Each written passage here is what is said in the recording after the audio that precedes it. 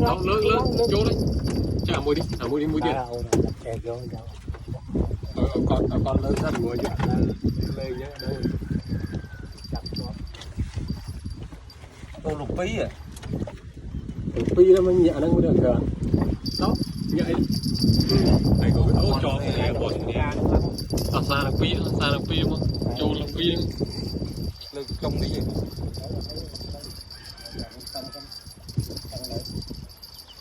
Là quá. Chừng đâu. Mua lửa đeo tăng phí kia là. Ủa này. Con à, này con.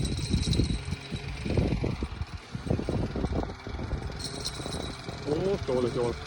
Ôm mà.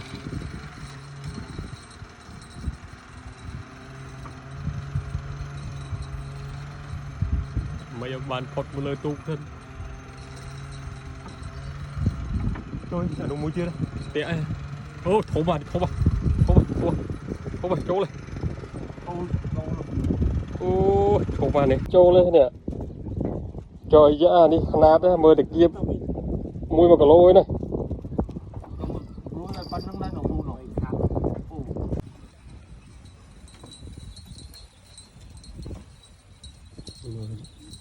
Chỗ con sót mò này nào bà con á. Đây nuôi bà con hay cho chị cây nhé.